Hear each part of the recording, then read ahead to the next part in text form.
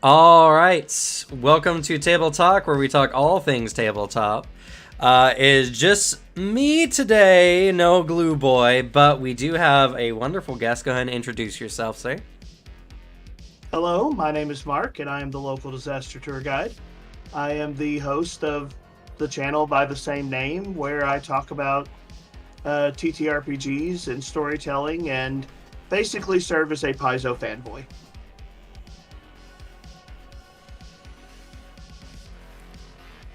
All right, so we're just gonna chat a little bit, let some more people kind of hop in here. But yo, Hector, nice to see you, and Flame Loud, man, Flame Loud. Actually, it's been a while.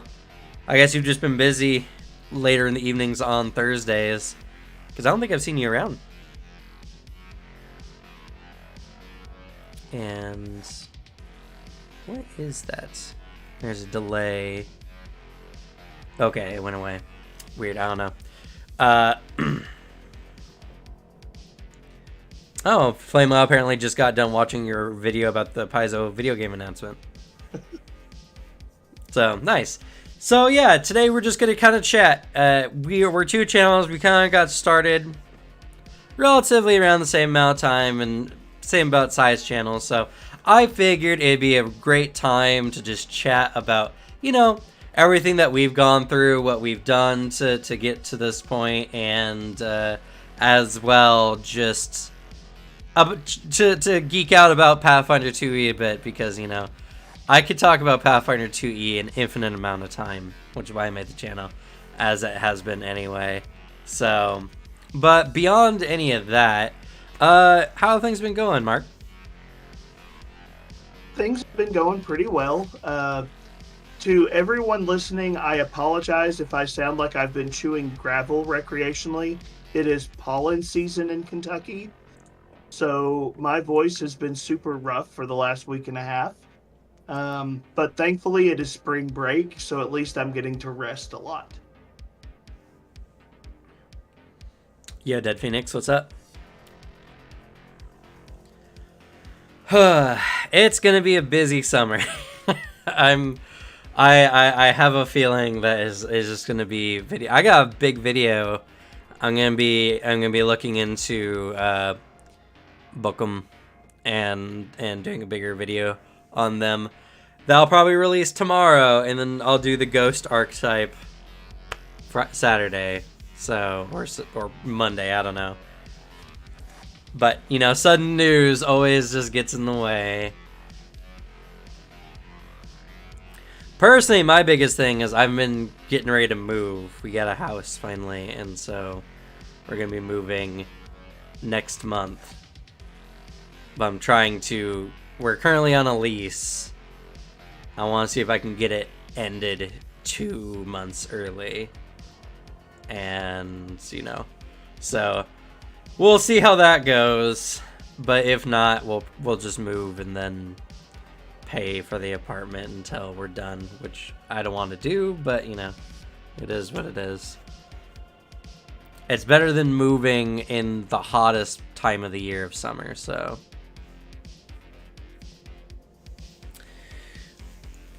But what kind of spurred this all on is I usually use the phone app when it comes to checking on my YouTube channel, but it doesn't have everything you can get in your creator studio on the computer. And so I was recently on and I checked the at whatever when someone adds you somewhere else. And it was like, oh, I got mentioned in a video like 2 months ago in December or 3 months ago. So I was like, crap, I didn't know. And so I went and watched those videos, and it was very nice, and it made me very motivated to bring you on to talk about, because those are very community centered. Well, one was, hey, welcome to Pathfinder, here's some great content creators I know, all right, so here are some of the basics. And then the other one was your content creator awards, which I thought was a very neat idea. I don't even remember what inspired that video, but I knew I wanted to do something for Christmas, like Christmas cheer to the community kind of thing, and somewhere in the back of my mind that idea spun out. So Yeah, you did it before it was cool. Everyone else ended up doing it in January after the OGL nonsense happened. I know I did. That's where when my video came out, and I know NoNat did one as well. And so you were in on it before it was cool. the OGL situation was about drove me insane. Every year for New Year's, I do a super video of some kind. I come up with some kind of crazy project where I'm going to spend 3 or 4 weeks writing and editing and recording and what have you. And then I'll put that out as my New Year's video. And then I disappear and cave for a week and a half. So I dropped those videos. And then like 3 days later, the internet blew up. And I was like, why? Right. I'm trying to sleep. Yeah, it was unexpected for everyone. No one thought that Wizards of the Coast could just drop a bomb like that and no one would notice. So it is what it is, but it was kind of the whale fall that the tabletop community needed. They needed D&D to mess up so that people might start considering looking outside of Faerun in the Forgotten Realms a bit, and it's been great. We're kind of on the decline for interest at the moment, but we still ended up pretty much higher than where we were before. So, well, just seeing people try a variety of games, I think that's the best outcome of all of this. You know, I play D&D 5e sometimes. I enjoy the game. But there's so many games out there and so many good stories you can tell that I think this shakeup was good for the industry and just helping. D&D's had that influx over the last few years. Well, now that influx is being spread out to other places and people are getting to see more of what this hobby can be. Mm-hmm. And I mean, as much as I've been on record to say that that Pathfinder is better than D&D in every way, which I agree, and I'll stand by that point, mechanically speaking. But I also believe that people can play the game they want to play and not have to worry about what anyone has to say. And it's to each their own, you know. They can do. I met my fiance at Adventures League, so.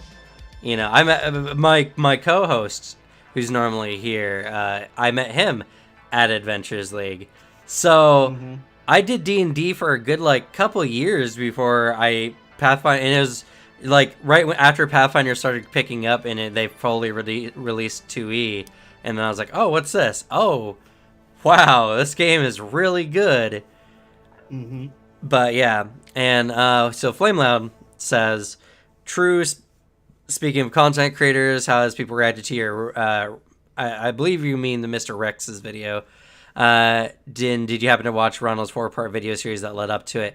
Yes. So people have had, I mean, it's skewed in both ways, but people overall seem to understand the video, what the video's purpose was.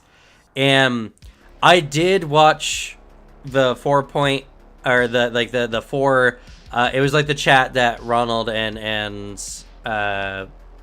Mr. X had together, where they chatted for 3 hours and it got cut up into a bunch. And I did watch that, but my video response was only for the video that Mr. Rex put out, because it's just something. It's like an annual event for Pathfinder 2E. Some big content creator with several 100,000 subs will make a video about Pathfinder, very much mischaracterize it, or just kind of vent about what they didn't like about it, and then that's it, and nothing ever gets better. And it's up to the small content creators on the Pathfinder side to be like, hey guys, it's not that bad, I promise.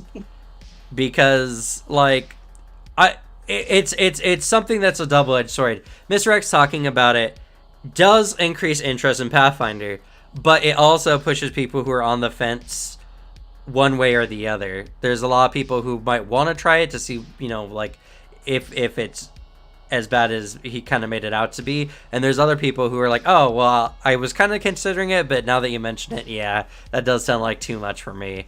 And so while it did increase interest, it also pushed people away from Pathfinder 2e. So it's important to make videos to properly criticize when someone has takes. And I have nothing against Mr. X or anything that he said in his video. I understand a lot of it is just due to a lack of experience. And I like Ronald. I spoke with Ronald myself. He did not do really well to properly like rebuttal some of Mr. Rex's I guess hang-ups a bit, and didn't really like properly show him about it. He did in the comments later after Mr. X made his video, and I did say in the video Mr. X did get corrected in his video a lot, but my response was just for the video that he put out, so it wasn't going to refer to what Ronald did on his channel. My response is to his video response. That's it. It's not about a beef or anything like that. So I haven't said that live, I don't think, but I've said that tons of times in the comments. So if you've missed that, yeah, that's overall just my overall take on it. Is I don't have any problem with it or him or whatever. It's just, it was just a necessary thing to take, and it was of course gonna be confrontational to some degree, because someone makes a point, and then if you argue, it creates that like a friction of ideas. But that doesn't mean that I dislike him. I still watch his content, of course. I watched that video twice, and it's an hour and 20-minute video. So, if I really didn't like him, I wouldn't have gone that far.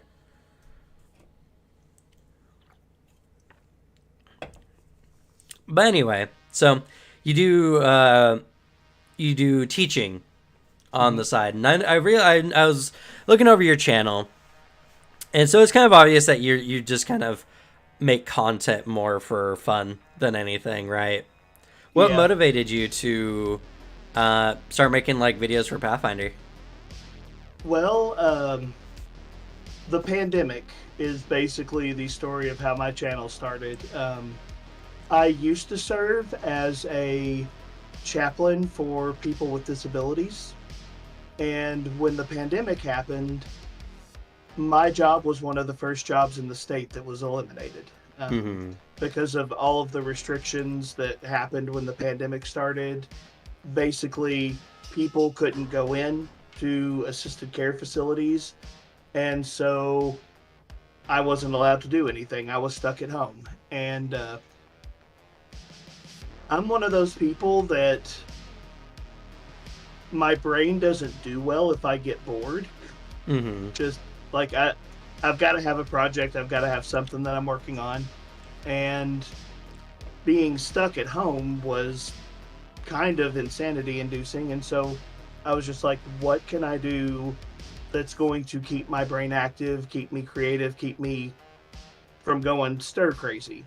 And I kicked around the idea of trying a YouTube channel a few times, but I was just like, you know what? I can't go anywhere. I've got a camera. Let's try it. And so I really started my channel just as a way of keeping myself entertained in the early days of the pandemic. And then it grew and did well, and suddenly it was a legitimate side hustle, and I'm still kind of shocked by that. Yeah, well, it's just you got in at a good time. Pathfinder 2e was still pretty fledgling at that time, and it's still relatively fledgling even now.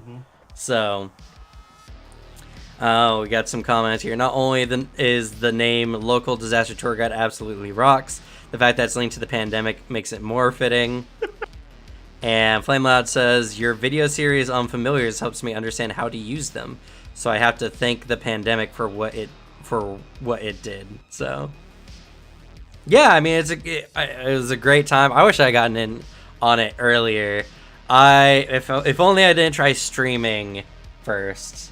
If only I tried actual YouTube first. But I was also like really deep in a game of Animal Beyond Fantasy, so it would have been hard to swap over to Pathfinder at that time. Regardless, you know, it's great. It's great that your videos came out for a lot of people at a time that a lot of them, like, were looking for it, needed to see it, slash, you know, in the era of VTT that we're kind of entering into, it's even better to have online resources for people. Well, What about... go go ahead. ahead. I was just going to say, like, this entire thing has been an experiment for me, and I never know what videos are going to do well or what people are going to respond to, but I will say one of the cool things about this experience has been being able to meet so many people through my channel. And like, one of my fears about doing a channel was the internet has a reputation of being a toxic place. You know, you get out there and you get people being ugly and hateful and what have you, but honestly, that has not happened to me. You know, I've been doing this 3 years, and I've only had 2 experiences I would consider bad experiences. The majority of people I'm interacting with are amazing, and like, that's part of the reason it's kept going, is just like, hey, I'm having fun, and I'm talking to people from Paizo that I never thought I'd get to chat with, and you know, it's just like, this is turned into a fantastic community I didn't know I was gonna find. Yeah, Paizo's such a great company. I've gotten to talk to a lot of their staff, and they're all really cool people. I was shouted out by one of their like creative directors recently, in one of their tweets, and they're very much in tune and in like well connected to the community. And not only that, but the actual like marketing team also points out to like the various members' Twitters, so people can see Pathfinder and Paizo from multiple lenses, which is really, really cool. And I mean, Hector Vivas kind of said, gosh, I'm so glad I managed to pierce the veil of the YouTube search algorithm and find both your channels. Even in this post-OGL debacle, it's so complicated to find actual PF2E YouTubers when you search for it. It can be, for sure. It's hard when you have a channel that's not like 10K plus, because it's just the algorithm. You just don't generate the views the algorithm's looking for. So, and then if you take any time off, you get buried by the algorithm pretty hard. Because I know you've been doing this for a while, but I check, like, I go to an incognito window and I'll check like Pathfinder 2E, and I'll look at all the videos showing up on the what it says, and I almost never see your content, even though I know you're making content. So it's just what it is, you know. But then you'll see the Puffin Forest video where he made one video on Pathfinder, and it's irritating, or the Taking 20 debacle, or No Nat Ones. Though the rules lawyer has definitely been showing up a lot too, but yeah, it can be really hard. Thank you, Hector. I appreciate it. But I mean, like, these people here in my chat now have been great. I've talked to a lot of them extensively through through the various table talks we do every week, and then I've been growing a Discord channel that's now almost 170 strong. And it's been great building a community. And the thing is, I'm a very, like, I'm an extroverted person, but I have, like, introverted tendencies. I'm more than happy to go out, reach out, talk to people, do whatever, set these things up, or whatever. But then if it's, like, my own personal time, I'm just working on whatever I'm doing or playing whatever game I'm playing. I have no urges to actually hang out with people outside of, like, events. Even though I don't mind it, and if people talk to me, like, I talk to them back always. It's just, it's one of those things where I'm doing my best to try to make a community. And a lot of the tabletop community as well are just made of a bunch of introverted people who don't really reach out a lot. So I would like to see more interaction between like content creators and stuff in the tabletop community field altogether, not just Pathfinder, of course. But, you know, right now it's like you're either a like general Pathfinder 2e content creator who's like 15 sub or less subs, or you're a YouTube content creator for D&D who has 100 plus K subs, or you're one of two niche channels for any other tabletop game who has any random number of subs. So it's the scales, and I mean, like, it's just unfortunate that sub count is kind of the mark of success, because it's not always true. Like, there's like, I feel like I work really, really hard and am very interested in bringing out a community, but when it comes to talking to people, they look at your sub count and they're like, I don't know. And I mean, when you get that size though, right, a lot of people want your attention because your attention means a lot for their channel or whatever, so you have to be picky. So it's just the innate nature of the beasts. But I don't know. I mean, as long as you keep trying and keep working at it, like, people who stick out in the communities will stick out the longer they put in on it. I mean, heck, Pete from Rise of the Rule Lords, who does a podcast and he does all kinds of really good stuff for the subreddit. He's one of the top mods for the Pathfinder 2e subreddit. Like, very huge in the community, but not many people actually know about him. It's crazy. And so he's been on my channel twice now. He was just on yesterday to talk about his beginner box days, which is really cool. And so, you know, if this place is a place I can gather people to talk about what they're doing of all sizes, all whatever, I'll be happy to, because I think tabletop is ready to go beyond people's basements and to become more of a common thing.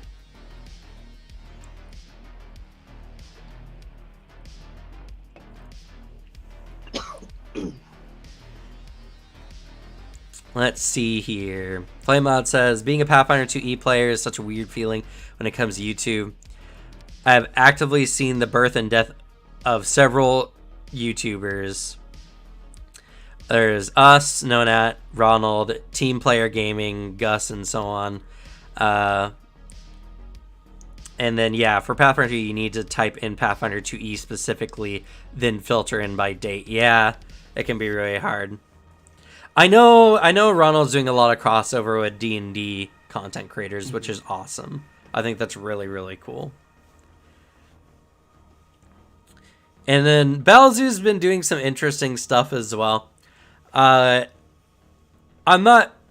a lot of their content recently has been doing on WotC and D&D, so... I don't know, but they create good content. They create good third-party content, so that I can at least get behind. So I have a question for you. Sure. Are you participating in RPG Superstar this year? I don't know what that is, so I guess no. Oh, okay. Let me tell you about it, because this is one of my favorite things that BattleZoo does. Roll for Combat has gotten permission from Paizo. They now run RPG Superstar. It used to be a contest that was done by Paizo years ago. And back in 2020, they got permission to take it over for Paizo.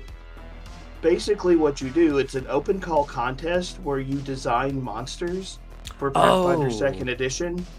And I think it's like 137 prizes or places that you can score in, but like, if you win, you get paid and published.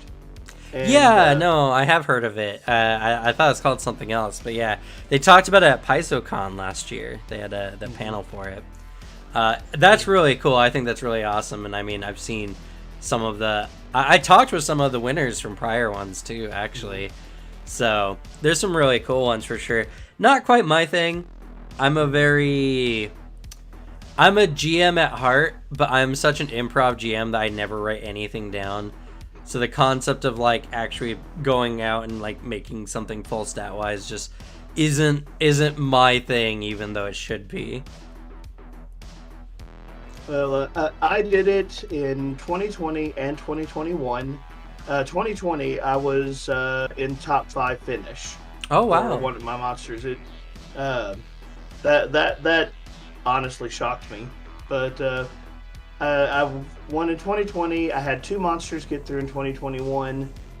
This year, I've already submitted my monsters for the competition, but the thing I'm focusing on, I'm doing a tabletop club at my high school, Mm-hmm. and I've got several students who are interested in the competition, so I am working with them to help them develop their monsters. And I'm just like, it's cool if I get a prize, but I'm going to be excited if I can get one of my students through. Mm-hmm. That would be really cool. What was your fifth place monster? I'm curious. It was called the Salt Stalker. Mm. It was a monster that dehydrates you. Ah, that's The really cool. I developed them originally years ago for Starfinder, and when RPG Superstar came out in 2020, I was like, I'm gonna drop this in, see how it does, and people really liked it.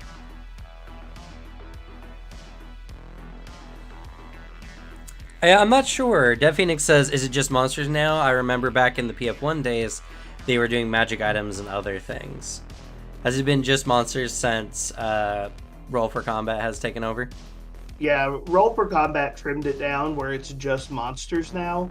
Back in the PF1 days, it would be magic items, and then I think you'd have to design like an adventure location, and then possibly write a full adventure to go with it. And Mm. now it's just, and Roll for Combat, they just shrunk it down and did strictly monsters, which I think makes the competition a lot easier because you know what the focus is, and it's a little easier to get in that headspace. Yeah, that's true.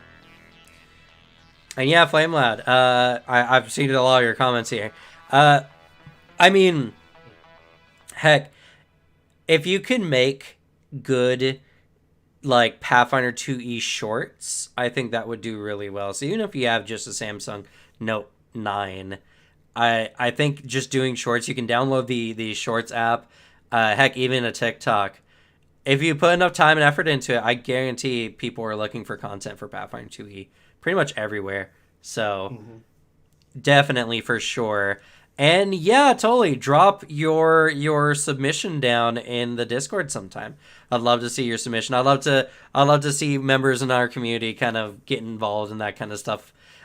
It's not for me, but I'll be more than excited to hype you up for it. So for sure.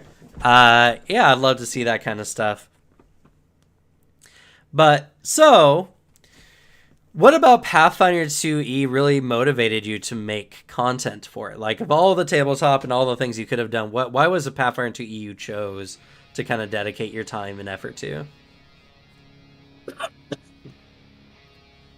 Uh, well, I apologize for how nerdy and technical this answer is going to be. Um, Don't be. so, I have played a lot of different tabletop RPGs, and kind of the two main groups of tabletop games that I've played are the D20 style games, originally Dungeons and Dragons, Star Wars D20, on into Pathfinder First Edition, kind of that family of games, if you will. And then there's another group of games I don't know if you've ever heard of. Are you familiar with the publisher White Wolf? I love White Wolf. I collected all their Okay. games back in the mid 2010s. Okay, so you know about Vampire and Mage and Exalted and all Mm-hmm. that kind of stuff. So, from a game master perspective, the thing that I loved about White Wolf is the game mechanics presented in a way that you could hand a character sheet to someone who had never played a tabletop game before, and they would immediately understand their character. So, like, you look down and you see, I have 3 dots in persuasion. Okay, I'm good at this. I have no dots in athletics. I'm terrible at this, you know? it it was a game that the on ramp to understanding was very easy, but the actual play experience was slow. Mm-hmm. Um, like I played in a lot of White Wolf games, and don't get me wrong, I love White Wolf, but in almost every game I played, combat was avoided because combat was so slow that it was just like you would spend sometimes 3 sessions resolving a single combat if it went more than a few rounds. It's, you know, the game played really well until it hit that brick wall of actually resolving action sequences. Mm-hmm. And then on the other side, I had the D20 style games where combat was, relatively speaking, very smooth. You might have the player who's like, which spell do I want to cast, that kind of thing, but if you knew what you wanted to do, roll the dice, read the number, go. You know, and combat flowed very well, but trying to explain the mechanics was a lot more difficult. So, and I remember having a conversation with a friend where I first talked about this. I looked at him and I said, "What does +1 mean?" You don't know. Like, mathematically, but how does +1 relate to the game world? How does that translate? Because in Pathfinder First Edition and D&D Fifth Edition, +1 is a completely different thing. A +1 in D&D 5e is pretty strong. A +1 in Pathfinder 1e is probably going to be forgotten because you've got 17 other modifiers. Mm-hmm. And so, like, though the mechanics flow smoothly, understanding the mechanics is a lot more nuanced and nitty gritty. And so, fast forward to the playtest and publication of Pathfinder Second Edition, Paizo did something that I have wanted for years, which is their proficiency system: Mm-hmm. trained, expert, master, legendary. Those 4 words describe almost everything in the game. And like, they literally have bubbles on most of their character sheets, kind of like White Wolf games. So I can hand you, even if you're brand new to an RPG, a Pathfinder 2e character sheet, and it says you are an expert at thievery. You are a master at perception. And even if you don't know the numbers, you know what you're good at. And so suddenly there was this mixture of a very presentable game with a very smooth combat system. And I was like, yes, this is what I have wanted for years. It's Mm-hmm. like the best pieces of different games that I have loved for years got brought together in a single system. And that is why I love Pathfinder Second Edition as much as I do. So what motivated you to make content on it then? Just to share Um, that love? I was bored, and it was something I like to talk about.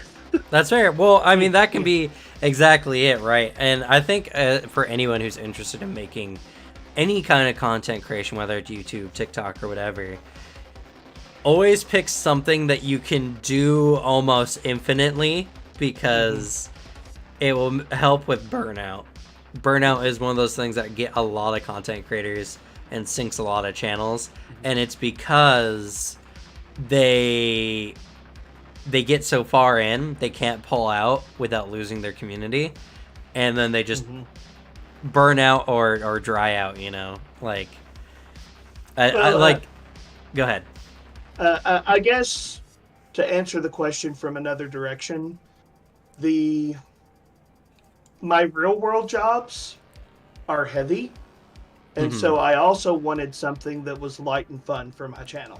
Like, Mm-hmm. I was doing chaplaincy in assisted care facilities, and that can be a very heavy job. And now I work in a local high school, and I work with students with disabilities there, and so there's a lot that goes into that job. And it's just like, my real life work, which I love, is a very heavy kind of work. And so Mm-hmm. when I come home, I want something that I can put down, and or I want to put that down and I want to pick up something light and fun. You Mm-hmm. know, I could have done a channel on storytelling. Like what one of my first ideas was, I have a whole bunch of like collections of mythology and stuff like that. And I could have researched myths and told stories like that, and I would have fun doing it, but that's also a lot heavier. There's just more work that goes into it. And Mm-hmm. so part of picking Pathfinder was just, this is light and fun for me. Yeah, it's good to have a healthy balance between, your projects or your passions and your what you do to earn a living, I'm doing my best to kind of combine the two, but it's a long road. It's a Mm-hmm. long and hard road for sure. And the problem with ever making your hobby kind of your career is you turn fun into work, Mm-hmm. but it doesn't necessarily make work fun. So, Uh, my before, my oh, go ahead. well, I was gonna say before we continue on too much, what is your favorite White Wolf game? I'm so interested to hear. Ooh, ooh, that's a hard pick. Narratively, Mage the Ascension. Ooh, okay. Mechanically, Exalted. Exalted, interesting, interesting. That Exalted.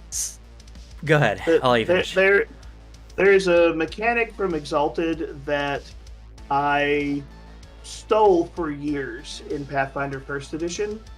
Their stunt dice mechanic. Oh yeah, yeah, yeah. I absolutely loved stunt dice. It's one of the best game mechanics that I've ever seen. And so in Pathfinder First Edition, we actually had a cup of stunt dice that could be awarded to players Mm-hmm. if they did something cool. And in Second Edition, our table has modified the rules for hero points. They're now called Mm-hmm. stunt points, and they kind of have a little bit of a throwback to Exalted and how it plays. Funny enough, Exalted was my first White Wolf game, and it's a fun game, if a little janky at times. Characters can very much be very wide as far as combat abilities and stuff like that.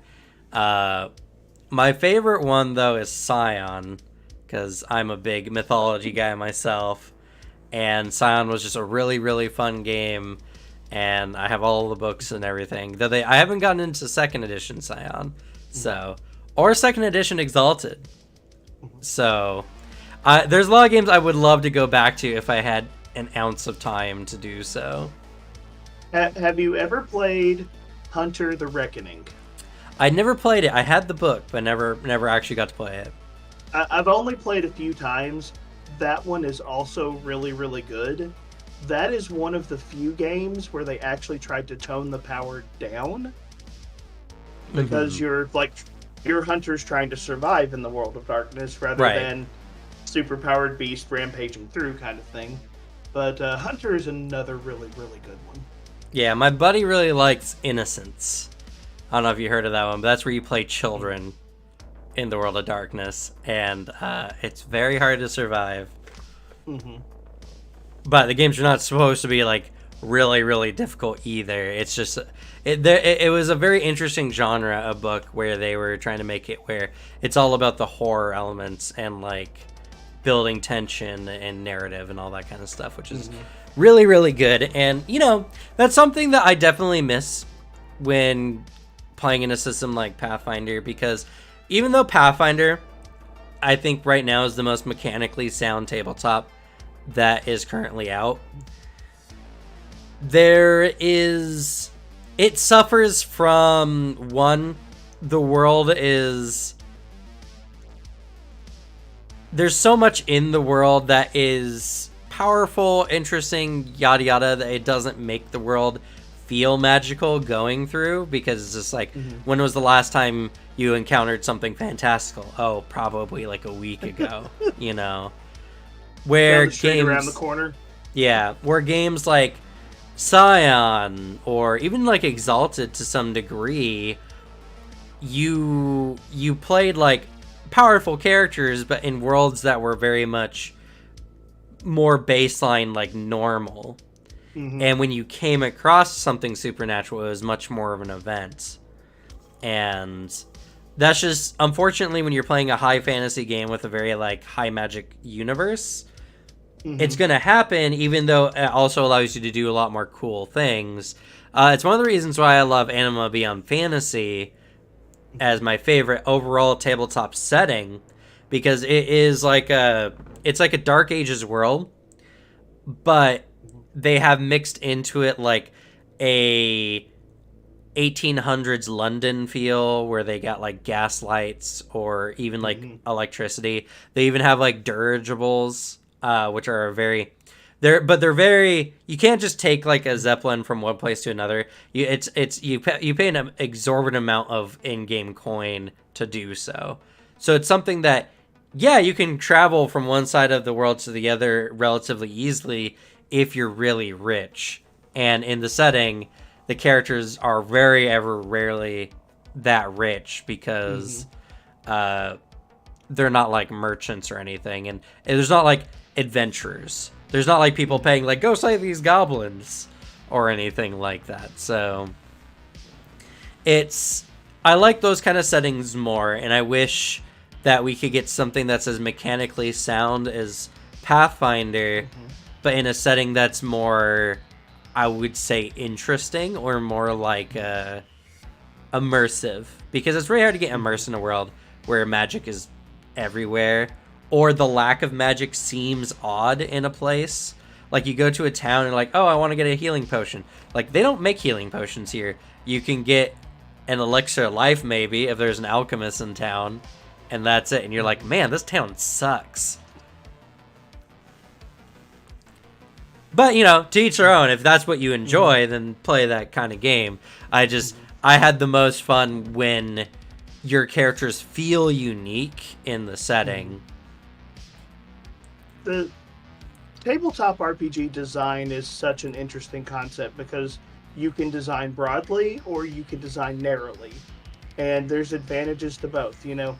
Part of D&D's appeal, because it's the big kid on the block, if you will, is their system plays to such a broad spectrum of potential stories that it becomes a system that's easy to use.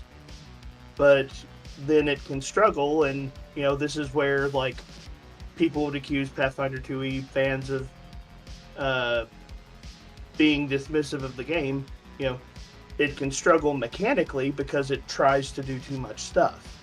Whereas you can get a game like one of my favorites is Call of Cthulhu. Call of Cthulhu does horror extremely well.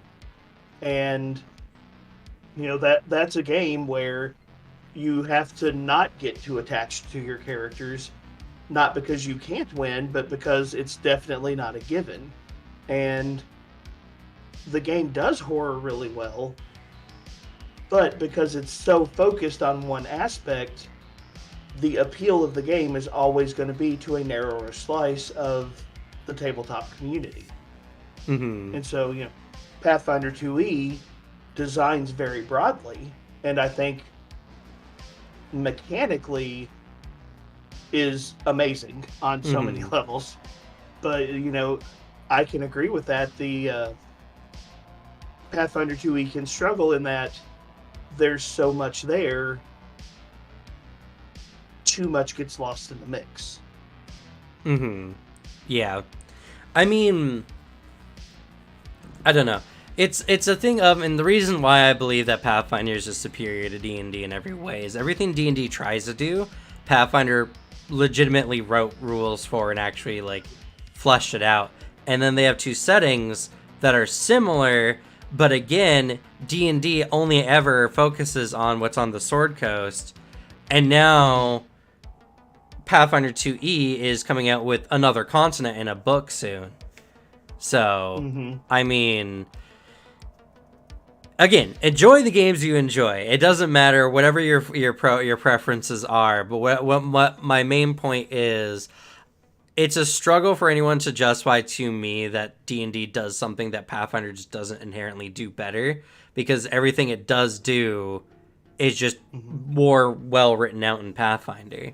And that's not to say that Pathfinder is the penultimate game or the game that you should change and make the new D&D where you can homebrew infinite settings into or whatever, because I feel like if you want to play a good, like, investigator-style game, you should play something like Hunter from World of Darkness, or play something like Delta Green, which I haven't played yet, but I've heard a lot of really good things about.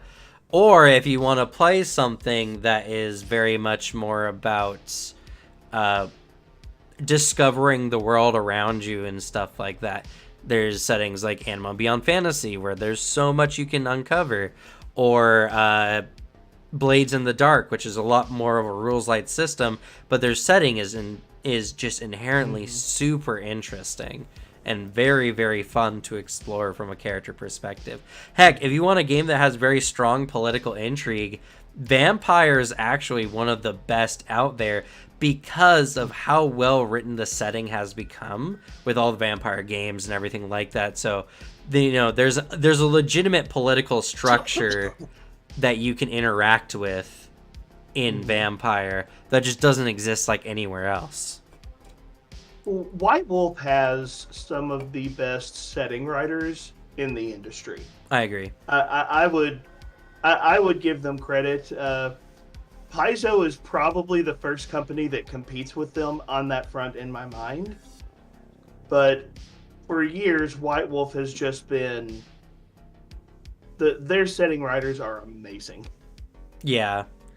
Yeah, and the thing is, right, is like, there's not to say Pathfinder by any means is a bad setting. That's not what I'm saying. It's just... there are some intrinsic facts about high fantasy that can't be avoided. Like, if the world is full of adventurers, why do we never run into them? Or, if you do run into them, why are other adventurers not solving these world-ending crises that, should affect everyone? There's also things like, how can I feel special playing like a wizard when we run into wizards all the time? Or even worse, if you're a fighter, because that's such an ambiguous, like, I'm a fighter. It's just like, okay, what does that mean? Are you a mercenary? Are you a guard? Like, what do you mean by fighter, So... I have wanted fighter to be renamed since D&D 3rd edition. It's like, come on, call it soldier, give it some flavor. Come on, guys. Yeah, I don't have any problem with the ambiguousness of fighter, but it's one of those things where it's because it's ambiguous, you can make it whatever you want. Because when you say wizard and your character's a wizard, then it really just has one core idea that you either studied out of school or you learned somehow, because that's what you need to do to be a wizard.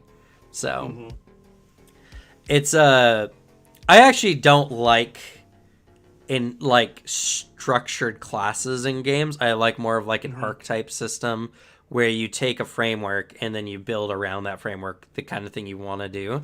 Not that you can't do that in Pathfinder, of course, because you can. A lot of the characters, like, I like Investigator. Investigator is actually my favorite class. But my characters are never actually investigators in the setting. They're just they're like an adventurer. Like, I can kind of do a lot of everything because I've had to survive as an adventurer. Or a handyman, where, like, I do a lot of crafting stuff, and I can also, like, lockpick and do all this kind of stuff. Those characters are always whatever I want them to be, like a person rather than a job necessarily. So you can do it, but some of them are just hard to work around, because like the whole concept of being a wizard and having a spell book is that you read and research magic. So there's not a lot of ways to really twist that other than adding something else to like more diversify or make your character more dynamic. Hello, background system. Please make my wizard more entertaining. Right. Yeah, pretty much. Actually, one I really like recently, there's this game, I don't know if you've played it all, but it's Octopath Traveler, and actually Octopath Traveler 2. And it's a Square Enix game. It's really good. You play one of 8 characters. Well, you play the team, but you pick one at the beginning. And they have one character, Octavian, and he's a wizard. But he gets framed, his family gets killed, and he gets sent to jail. And so he becomes this really buff kind of like thug, because he had like his mouth in this device, so he couldn't speak for multiple years. And so now, when he gets free, one of his actions is he can mug people at night. So he can mug people and steal their things. And he's a wizard, and he gets like to be this really high, powerful wizard. And he becomes such an interesting character because he's a wizard, and he's smart, but he's also had to like get buff and train himself up. And, you know, he could have a really high athletics and Pathfinder, you could consider it. And, you know, he could still be really good at athletics even if he doesn't have max strength for whatever reason, you know, as long as he invests in that athletic skill. So, muscle wizard. Exactly. So, like, there's so many interesting ways people can make characters that I feel like the system doesn't lead you to, and that's unfortunate. Yeah, the games like White Wolf are really good about your character. You have so much freedom with your character. Mm-hmm. And Exalted was probably my favorite because, like, here is the blessing that you got from the Unconquered Sun. Mm-hmm. Now, what are you going to do with it? You know, like, you got a simple concept, but you could build it anywhere you want it to go. And I love that about Exalted. From a game design perspective, there is no such thing as balance in Exalted. Yeah, it doesn't exist. It's too spread out. That's a nice city gate you got there. Too bad I punched it down. Right. This is my level 1 character. Yeah. Yeah, and that's like Anima Beyond Fantasy is way worse than even Exalted is. Like, some of their magic spells, it doesn't explain anything. You get a spell called Sever Existence, and it just says it cuts through reality. There's no other it doesn't tell you anything else it does. Whatever. It just, whatever it is, you can just cut through it. It's like, okay, Can I cut someone in half with this? Like, how does this work? Is it just instant amputation? I don't know. The game doesn't explain it. And some people like that. My co-host, I know, loves that kind of stuff in games. As someone who is a GM most of the time, I hate that kind of stuff in games. Because I'm like, okay, how do I set a precedence that is not super abusable into the future? And so it's usually me going, no, you can't do that, which is not fun. I don't ever want to be like, no, you can't do that thing because it's super broken. And that doesn't happen in Pathfinder 2e really all too much, which is why it's my favorite game, honestly. It's a game that everyone is bound by the same kind of numbers. So even the characters who are less optimized are really not that different than characters who are over-optimized.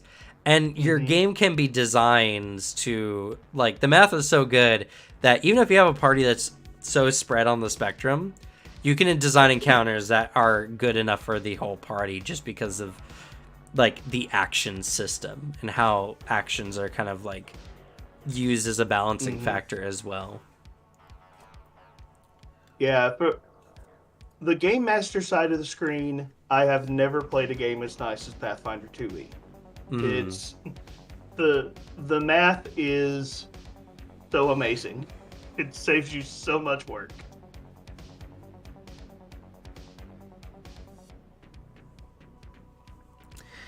And Me Panther says, what a great guest. I love Local Disaster Tour Guides content. So you have plenty of fans. I was actually probably a little while ago. Just get so wrapped up in the conversation, you know? And it's always, I would love to be like, yes, but But when it comes to something like Anima, yes, but is all right. You can kill him, but I don't know. There's no solution. So There is a long tradition of players pushing anything and everything as far as they can take it. yeah, the peasant railgun is a good example of that, and it's like, again, there's this contradiction between when the jank is fun because it's like, oh, look at this really silly idea, and it makes a really great story, and that's fine. And a lot of people are like, I love that. That's why I always side with the players. But those people just haven't played with players who just want to break the game because they want to break it, whether it keeps the game together or not. You know. Mm-hmm. I mean, I remember one time I was running an event for a convention for Adventures League, and one of my players pickpocketed literally every NPC we ran into. And I'm just like, I didn't tell him no. I didn't do anything. I'm just like, you grab 5 silver, you get 10 copper or whatever. You grabbed cookies, you pickpocketed a baker. And I was like, you get some muffins, I don't know. And it's just like, there's just people who don't understand the concept of whether you should do something just because you can do something or not. So, you know, and not only that, but if you want to, when you set precedents like that, you also are opening yourself up to being a player. I mean, like, well, we did this before, and it's like, well, yeah, but now it's not funny, so we can't do it, you know. Always siding with the players isn't always the best answer, but if you have good players, it can always just be something good if everyone agrees that the point isn't to ruin the game, you know. I think this entire tangent can be labeled the importance of finding a good gaming group.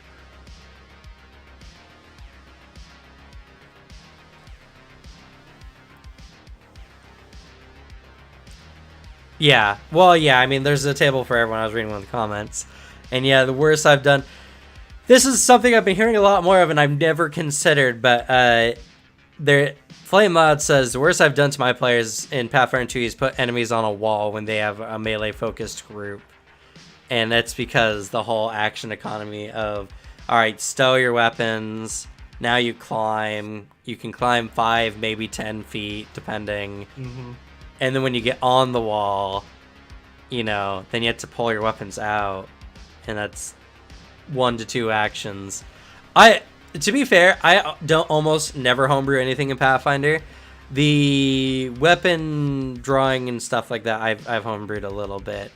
I allow stowing as a free action, and I allow drawing an item from either a scabbard or pouch as a part of a move action. Just doing that alone allows the game to flow so much better, and it makes it feel really, really good, because otherwise, like, stowing as a free action just prevents your players from dropping their weapons and then having to go pick it up, which is just tedious and pointless. And drawing as a part of moving just allows players to have more dynamics when they are drawing a weapon or whatever, you know. So it's just stuff that, like, it's never affected the balance. My players can attest, it's not like I've had any difficulty making fights hard for them, despite the rule changes. The one story I can think of an enemy on a wall. Have you ever played Age of Ashes? Yes, my fiance is running Age of Ashes for us, so. Okay. Are you through book 1? Yes, we're on book 4. Okay. I didn't want to accidentally spoil anything for you, but no worries. In book 1, there is a scene where one character is holding another character hostage up on top of a wall in book 1, and one of my players, brand new player, I think they had played maybe 3 games of D&D 5e before they played in this Pathfinder game. They're playing a sorcerer, they look at the situation, and they just go, hydraulic torrent and launch that villain off of the wall. Right. And I'm just sitting there like, okay, well, there went that beautiful scenario. Yeah. But and that was back when a lot of the debate around Pathfinder was spellcasters aren't good enough. And I was just like, listen, one of my spellcasters just completely wasted this scenario. Don't tell me they're not good enough. Yeah. Well, see, and that's one of the things I find most frustrating when it comes to tabletop in general is when people are giving you raw numbers and math for like how something could be superior or not superior, and it doesn't.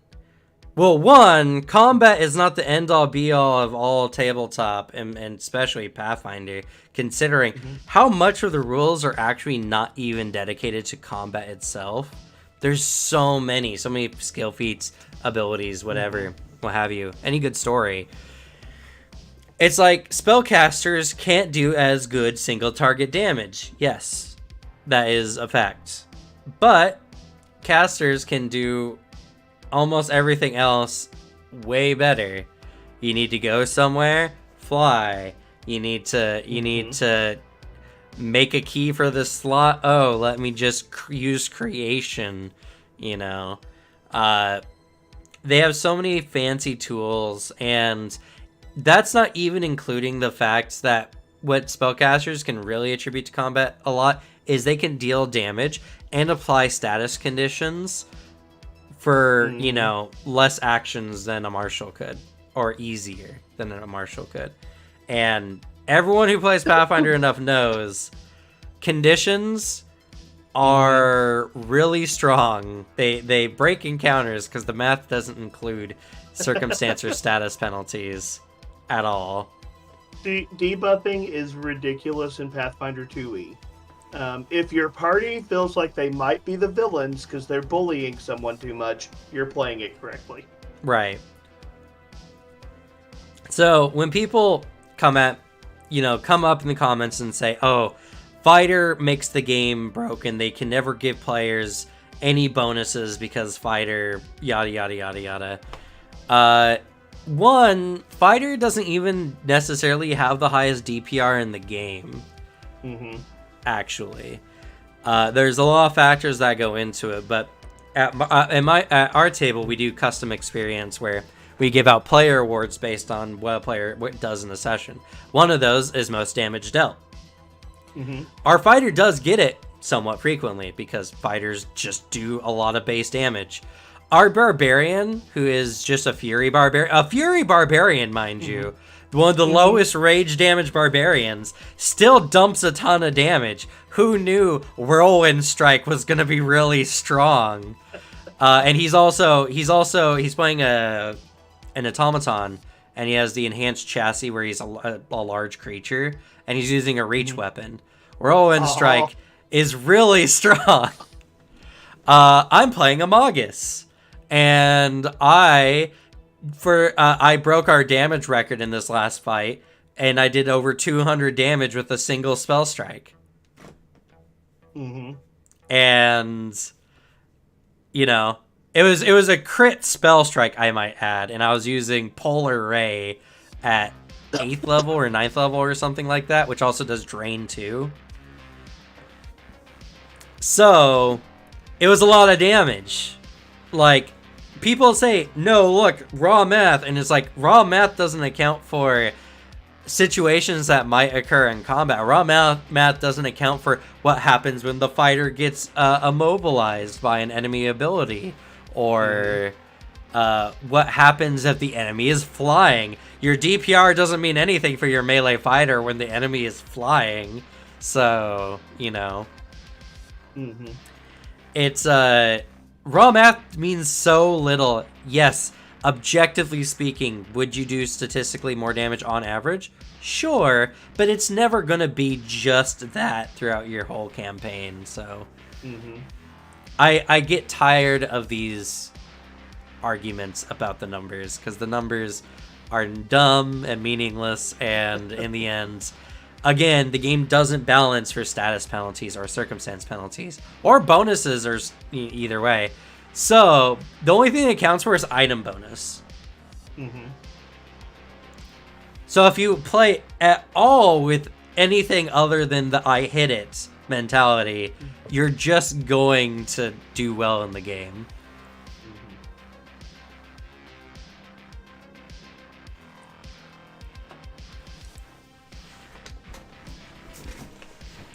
I do like Magus, or Investigator Magus. It's really fun. Because it just allows you to pick the perfect spell for a given situation. I had not considered that combo. Thank you, Dead Phoenix. You just inspired to do villain for one of my games.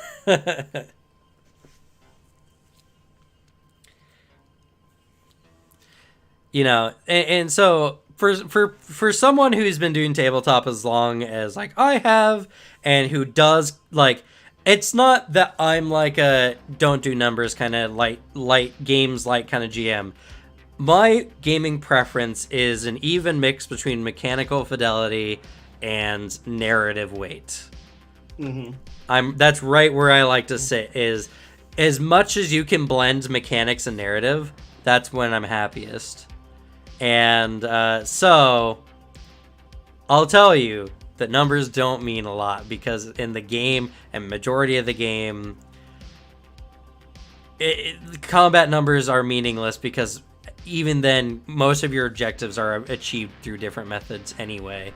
So it's one of the reasons why my class tierless fighter actually got like a lower B ranking or whatever, because they're so good in combat, and yet outside of combat they get nothing as far as their class offers them. Mm-hmm.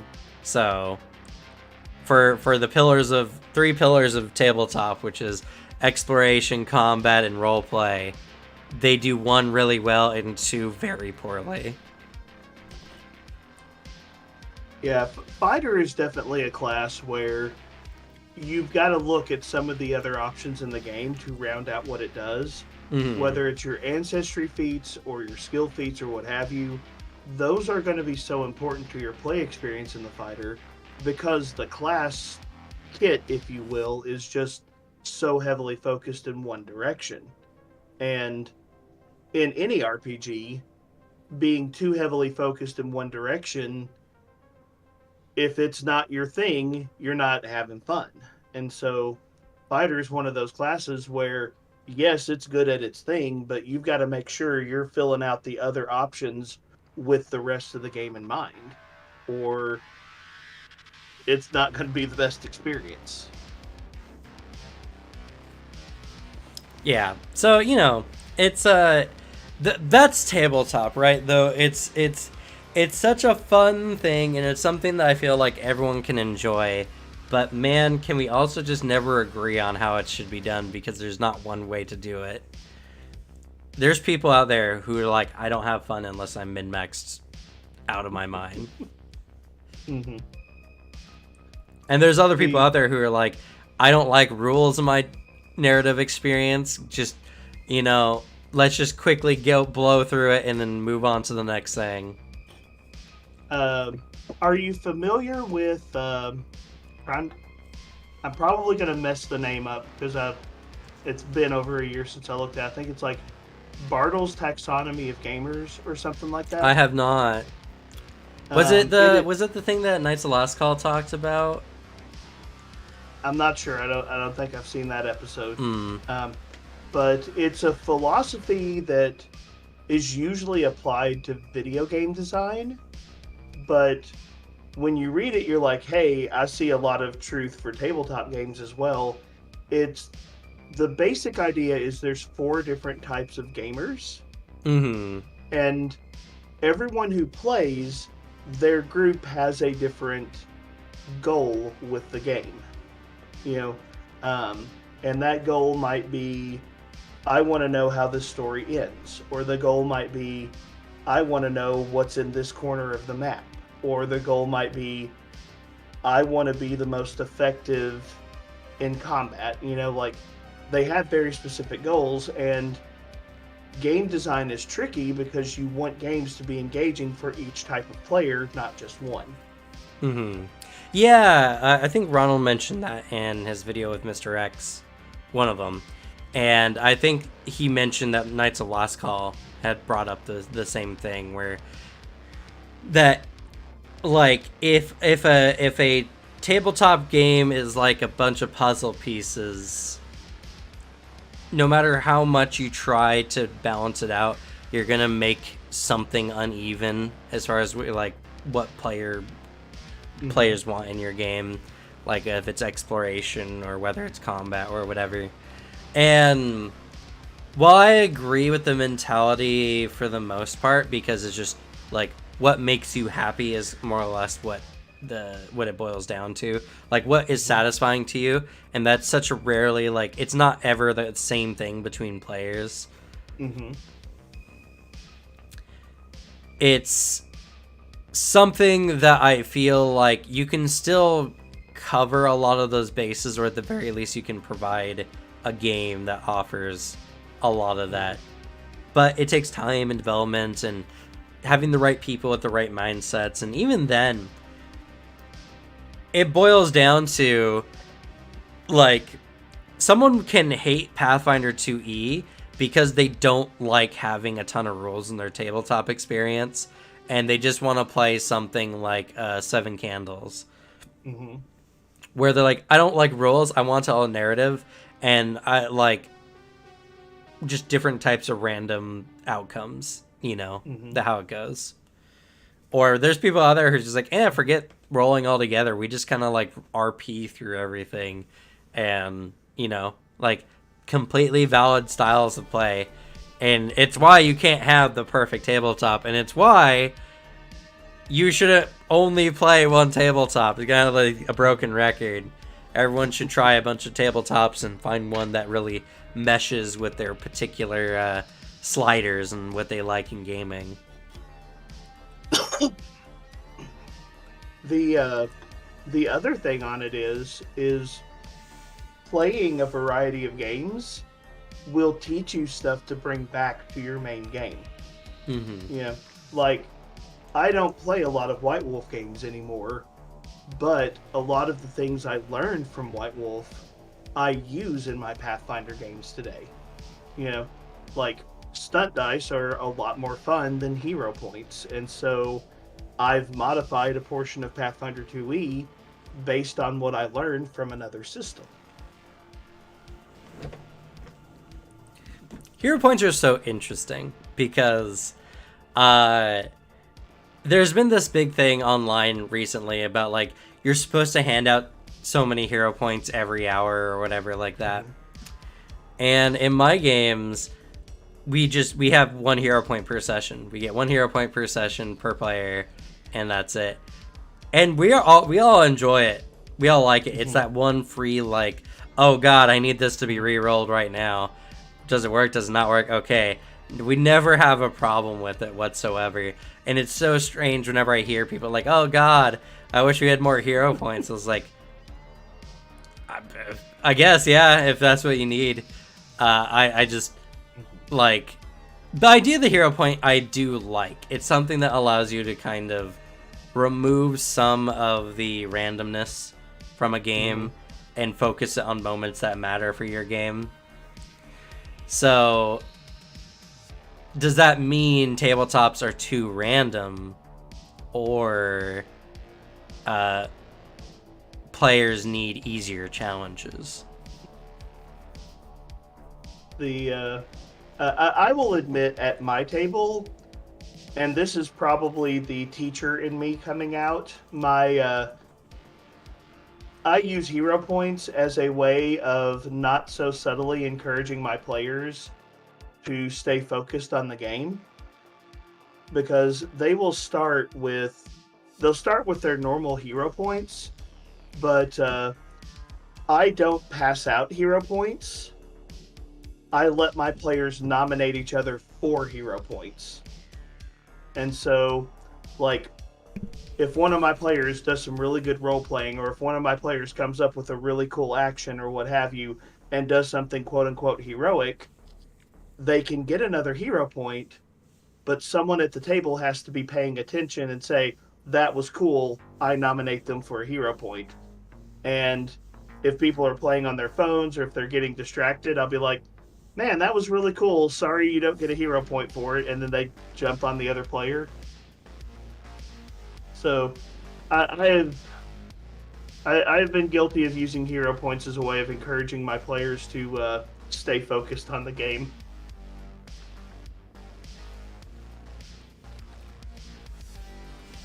Yeah, I mean, I think every table does hero points like a little differently to suit their needs. So, you know, it's fascinating to me because the idea of the hero point is we want to change the outcome of an event beyond its normal scope. So is that an inference that there's something wrong with like how games go? Because we were having this conversation the other day where players would much rather do little damage consistently than do a lot of damage less often. Like, they would rather do just like a few points of damage every time they attack than miss twice and then do a bunch of damage. And that's a pretty common feature in a lot of gaming as well. Because players don't like feeling like their actions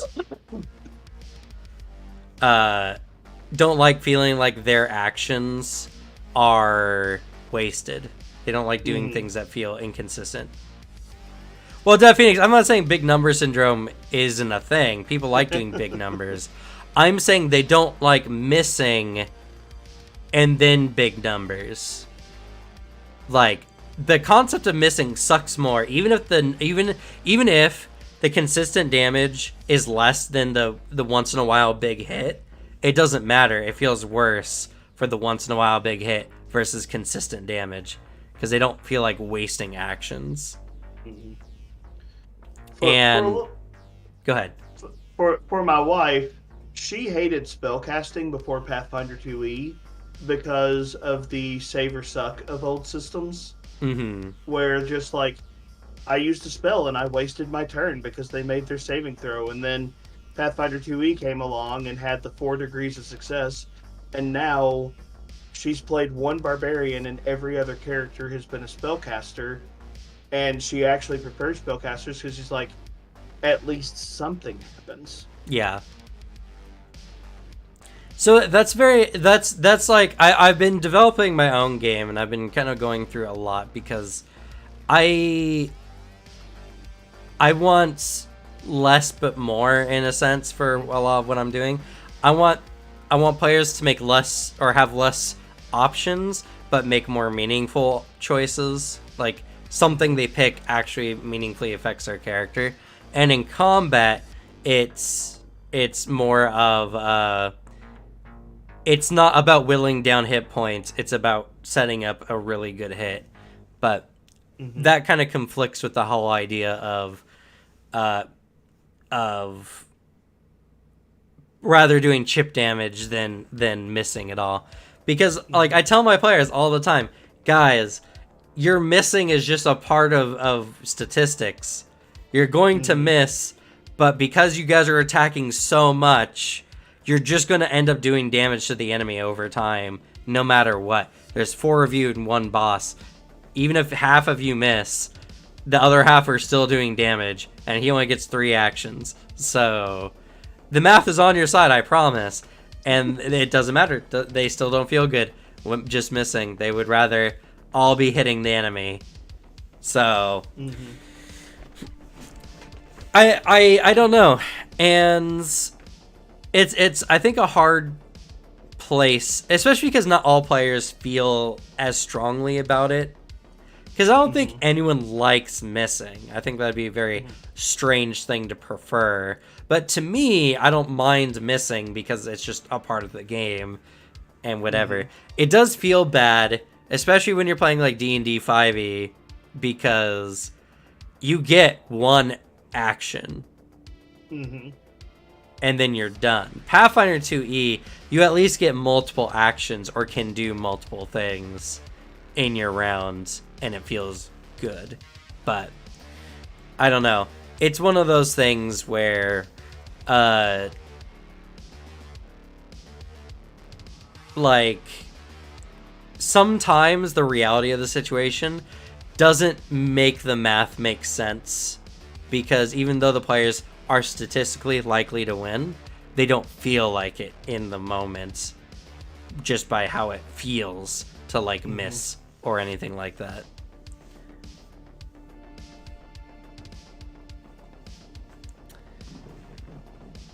So let me turn one of your questions back on you real quick. Sure. Because I know earlier you asked what inspired me to talk about Pathfinder 2e. So what inspired you? What is it about Pathfinder 2e that made you want to devote so much of your time and channel to it? Well, it's funny. It's not even necessarily Pathfinder 2e. For, as long as I've been alive, really, it feels like. I've been wanting to make tabletop, like, a career in some form or another. And obviously, when I was a lot younger, it wasn't, like, a thing for YouTube to make money doing that kind of stuff. Heck, tabletop didn't even really become a thing until Stranger Things and Critical Role kind of made it big on YouTube, So up until like the mid 2010s, it was still not really a thing. And so I've been thinking a lot of ways. And I did YouTube before because I think I'm just someone who doesn't do well in like a standard job, because I understand too much about like how businesses work, and my position always feels meaningless. Also, businesses just push you to relentlessly bother people to make money, Even though they're like, you're not bothering them, you're giving them options. No, just every time I'm like, hey, do you want to sign up for this card? It applies pressure to that person, and it makes them feel uncomfortable. It's just not. I don't like making people upset, so I don't do well in. There's a lot of icky salesmen out there. Well, it's just sales and like any retail position. I worked in Macy's as a suit specialist. I love suits. I love helping people coordinate with ties and everything. And upselling in suits is fun. It's like, hey, do you want to get some new shoes with this new suit that you're going? When was the last time you got a new suit? Whatever. But that's never enough. It's always like, also push our Macy's card or whatever club card we have for whatever business we own, Or like you're there, you see the prices of things, and you see it suddenly goes up one week, and then it goes on sale for what it was 3 weeks prior, and they're like, oh yeah, these pants that are normally $40, but they went to $60 last week, and now they're $40, so they're 20% off or whatever. And it's like, I hate that kind of stuff. I don't like the feeling of ripping people off. I don't like the feeling of pressuring people to do things. And that's just, you can't get away from that unless you do a very technical job or a very like specific job that doesn't involve people, because you always inconvenience people whenever you somehow get involved with them. I used to take pictures for insurance companies on houses, which is what you would think people would want to make ensure their houses are properly insured. But people don't like you taking pictures of their house, no matter what, or they're afraid you're gonna get something that's gonna nick them on their or increase their insurance or whatever, which probably happens. I don't know. I'm just the guy who takes the pictures. So even that was not fun. YouTube is something where I felt in the end I could offer what I'm best at, which is communication. I'm a really good talker. I like to read people and provide situations that people can easily talk and like kind of help people interpret their own thoughts in a way that they probably would think a little bit better. That's why I like doing this table talk thing, because people can come on and then I can talk to them about what they want, or ask them in a way that gets a good answer for what, like how something should be. So, long story short, I wanted to do tabletop, I wanted to do this channel because tabletop is my passion, my lifelong passion, and I would be doing it anyway, right? Mm-hmm. So if there's something I could talk infinitely about, it's tabletop. And Pathfinder 2E is my current favorite game, and I believe is peerless as far as overall game design. I mean, when you look at it as mechanically, it's so smooth, so good. Not only that, they validate non-combat choices your characters make with skill feats and everything like that. You want your character to be a really good haggler, kind of mercantile style character. Bam, hobnobber, and all kinds of really good skill feats and all that kind of stuff. Like, you can really live out characters in Pathfinder really, really well. And because it's the second biggest IP compared to D&D, it has a big world, a world that has games that have been put into it, a very big team. Heck, the number of books Paizo puts out even beats D&D, really, because even though D&D can put out way more, they only put out adventure paths, and I don't understand why they do that, because how long do you think, or how quickly do you think people are chewing through your adventure paths? Why do you gotta put out 5 a year and then a core book once every 3 years? It makes no sense. But Pathfinder, there's a core book that comes out every year, at least one a year. They will have like a world expansion book every year. And then they come out with like 2 to 3 full adventure paths, but those adventure paths are released in small books so that a new time player can look at that, be like, oh man, I could run this. This is only like 20 pages. It feels so less intimidating than handing them an actual full book and be like, all right, read this for your adventure. You know, so Pathfinder is just a really good game to talk about. And I've talked about other games on my channel before. I've done our first impressions on a lot of games where we are checking out games every month. Now I'm doing every few months we'll hop into a new system for a few months. We're just about to get done with Lancer, the RPG, and we're gonna have another interview after we played 13 sessions and give a full, like, okay, we played the game for a few months, here's our impressions, here we go.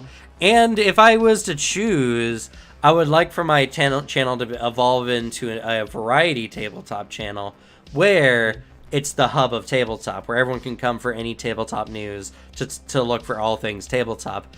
But right now, that's not feasible, and Pathfinder 2E is just the next big game other than D&D, so less competition. It's just the smart choice to do. And I also just love Pathfinder 2E, so there's no reason not to.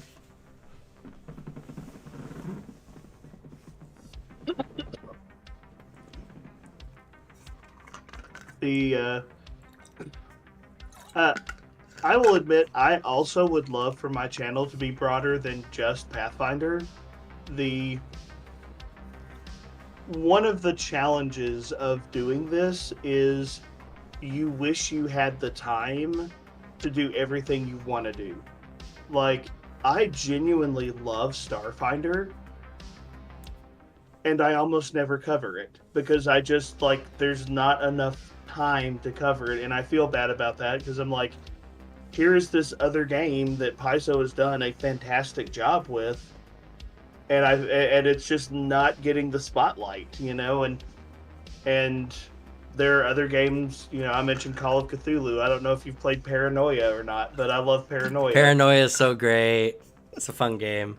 You know, like, there are so many great games out there, and from a algorithm perspective, you kind of got to have a core game or a core concept for your channel, but you wish you could do more. Yeah. And that's why, like, as my channel grows, I'm investing 100% of whatever I make on the channel back into the channel. And I mean, I bought myself a green screen. I'm gonna do some green screen stuff, but I'm holding off on buying more things because we're moving, and I just don't want to make my life more hell for no reason. So Uh, there's like everything. When I get big enough, I'll hire an editor so I can put out more content. You know, it's not like I'm planning to get a net gain of anything. When I can put out more content, then I can make more money, and then I can do more things, and it like feed into itself until I make more than I could possibly worry about spending. Which, you know, if that comes, it comes. If it doesn't, then at least I'm doing something I'm passionate about and I really enjoy. But I feel like one of the things that a lot of YouTubers kind of fail to do is they start getting successful because, like, honestly, as long as you're earnest and you're trying and you're consistent, anyone can make it on YouTube. And if you do it long enough, you'll start getting those opportunities and you'll start making money on YouTube. It's just people look for those consistent faces, so you gotta do it enough. It takes like a few years to get recognized and even longer to become famous. But if you do it consistently, you'll be recognized enough until you eventually become famous. But a lot of people, the second they can quit their job and jump onto YouTube, they're going to do it because then they're doing their passion as their livelihood. And they can. I'm fortunate that my fiance makes enough where I don't have to worry about that kind of stuff. So I can just keep reinvesting and grow my channel even bigger, even faster, and do more stuff. And that's like, my goal isn't to live off YouTube. My goal is to make something really big on YouTube. Living off YouTube will just be a fun byproduct of all the effort I put into it. My wife and I have said our official financial goal with my channel is for my channel to pay for Gen Con every year. Yeah. If we get there, we're happy. Yeah, that's true. That'd be not too hard to do, honestly. I mean, I'm sure even with the amount of views that you're getting currently, you could easily do that and still have a good time. I don't know if I will hit it this year, but based on the rate of growth I'm seeing, I'm hoping next year that I'll kind of break even on that. Yeah, for sure. Yeah, we're currently on the rate. Things have kind of dipped a little bit, but I feel like if I just get back on it, things will do better, especially with Rage of Elements. But I'm planning on hitting between 5 and 10K by the end of this year. And that'll be nice. If I hit 10K, you know, the sooner the better, because 10K is a really big milestone as far as YouTube is concerned. Because that's when you're considered like an actual channel to some degree, rather than like a hobby channel. Granted, you're not a career YouTuber or a professional YouTuber until you hit like 100K. So, I mean, lots of milestones to go yet, but I mean, we're about to hit 2.5K, hopefully sometime today. Or not, I don't know. The numbers keep going up and down, strangely. I am hoping to hit 2,000 by the end of this month, but... Yeah. But I have a good feeling that by the end of this year, at some point, we'll be over 5K, and that'll be good. It's just, you know, there's a lot that can happen. Who knows? I mean, the OGL stuff boosted a lot of people's channels. Like, I'm getting about 3 times the views, and my subs jumped to about 3 times as well. So, you know, it's something that you just never know. It could happen at any time. And thank you, Hector. Yeah. So it's just one of those things where when you're a content creator, you just think of nothing but making content all the time. At the end of the year, when I do my Christmas cheer video, I'll have to send a thank you to Wizards of the Coast for boosting my channel. Right, yeah. For real, though. I mean, like, honestly, there was a point... Funny enough, you said November was around when you discovered the channel. Last November, when I decided I'm going to start gearing towards going to variety tabletop, because right now, Pathfinder seems to have a pretty strong cap of subscribers. Because at the time, Nonat was hitting a pretty slow period in his channel, and he's the biggest Pathfinder 2e channel. You couldn't look up Pathfinder 2e stuff without running into his channel. So if he's capping out, then what hope does anyone else have, you know? And then OGL happened, and then his channel jumps 20k subs in like a month. And it's like, okay, alright, maybe there's something a little bit more here than I was expecting. Or, you know, we just got lucky and, you know, Whalefall, WotC, you know, biting the bullet and making a huge mistake and opening the doors for everyone else. And they don't really seem like... I don't know if you've been keeping up with any of the WotC news at all. I follow. I try not to follow too closely for my own mental health, but yeah, I'm aware of the broad strokes. Yeah, well, their direct was just an advertisement for all the toys they're making for D&D, really.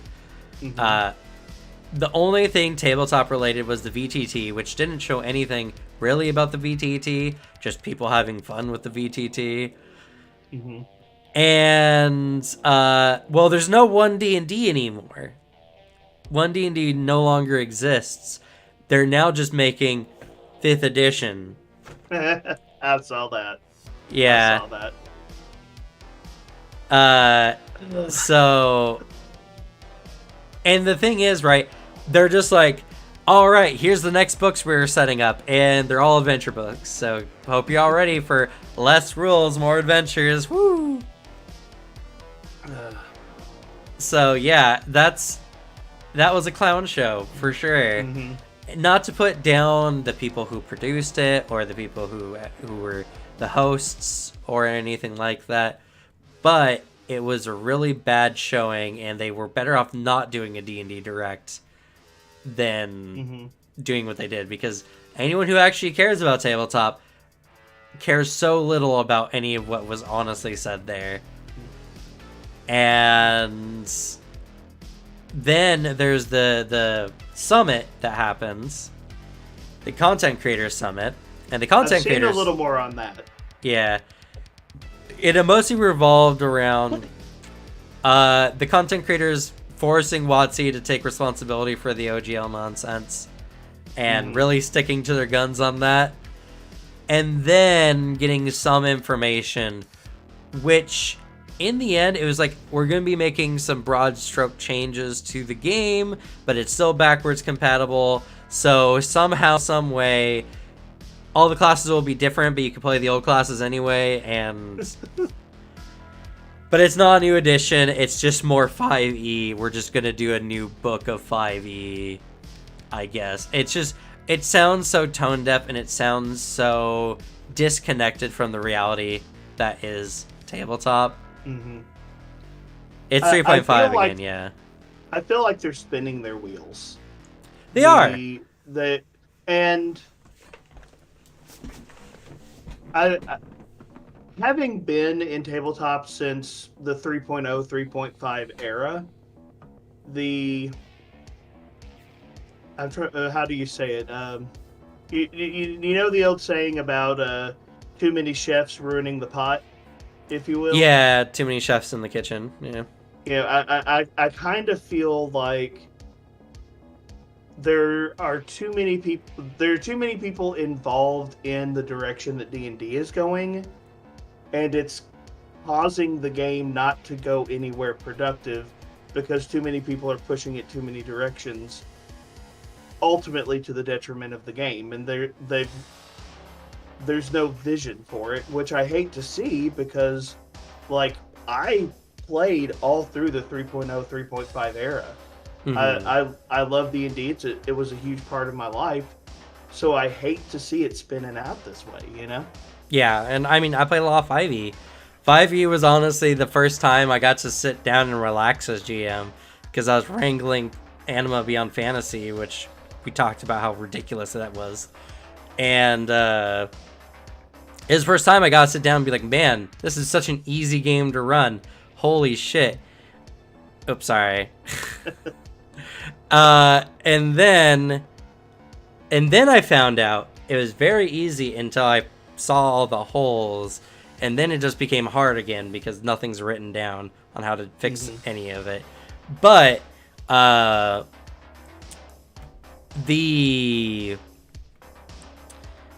what's going on now is just, it sounds like a bunch of corporate bigwigs telling game designers how to design a game, and them doing their best to do what they do while also keeping a lot of these unrealistic like ideas. It's like making something work that just never will. Because like, I want to believe Chris Perkins and Jeremy Crawford enjoy tabletop and really want to make a good game. I really want to believe that they're earnest about that desire, because it's the kind of feeling I get whenever I see them, is they're very earnest about it. But I also, because of their lack of frustration, it's hard to see them being genuine, because I don't see how they could not see all the problems that are coming, especially with this idea of, okay, we're re-releasing rules, but also the old rules are still valid. So, you know, if you don't like New Moon Druid, you could just play the old broken one instead, because that somehow fixes our game.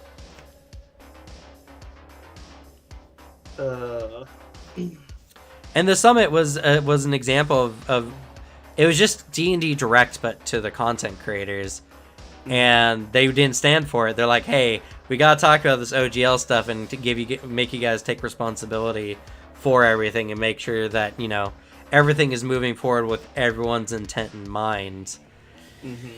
And they allowed it to happen. They allowed those talks to happen, and for several hours extends what the summit was supposed to be, which, you know, good on them for allowing to happen.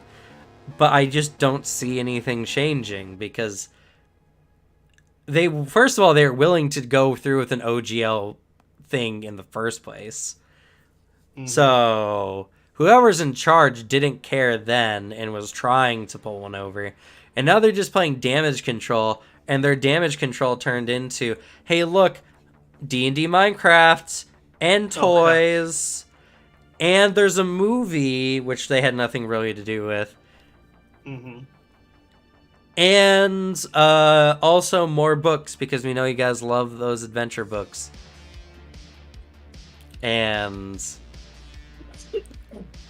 I just don't know how they can possibly at all see how embarrassing it is for them that this is like, it's like it's either they're really dumb or they think we're really dumb, neither of which is good for the community in the end.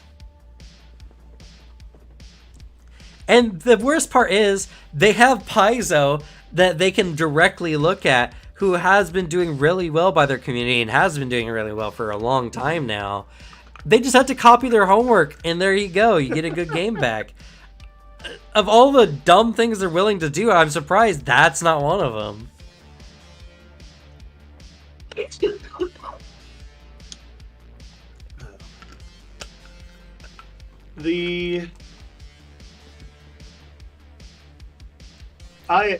In the short term, I'm not hopeful for the direction of D&D, but I'm hoping eventually that it's shaken up enough that people wake up and it goes a healthy direction again. You know?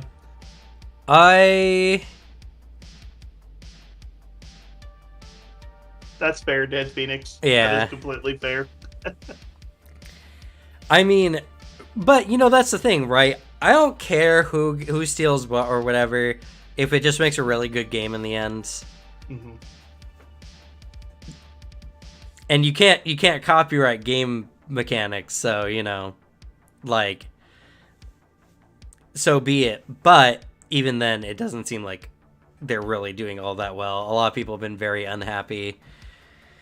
And not only that, but they've created for themselves a very unhealthy player base, because the player base has been so conditioned to homebrew that now, no matter what they release, people are just going to instinctively want to homebrew it anyway, and it means no one trusts the game to do well. Like when people go to Pathfinder 2e and start bringing up homebrew, a lot of people are like, whoa, try the game first, then you can homebrew it, because I guarantee this game works pretty well, you know. Mm-hmm. And that's the exact opposite of 5e, where it's just like, oh, you're trying 5e, hope you like homebrewing, because you have to. Hector poses an interesting question. When do we think we could see Pathfinder 3rd Edition begin to emerge? From what I have seen, a healthy tabletop game has a life cycle somewhere around 8 to 10 years. That just seems to be from the various games I've seen, various things I've gone through. If it's less than that, it's usually because there's a flaw or a major issue with the game. But if a game is relatively healthy, it seems like about 8 to 10 years is the healthy cycle. So let's see, Pathfinder 2 dropped 2019, correct? Yeah, or near the end of it anyway. Yeah. So I would say we'll probably start hearing rumors about 3rd edition somewhere around 2027, and probably see a launch or playtest, then launch of 3rd edition. I would estimate around 2028, 2029. But that is pure my speculation. I think you asked this one before, Hector, and my answer remains the same. I think we still got a pretty good amount of time on 2nd edition.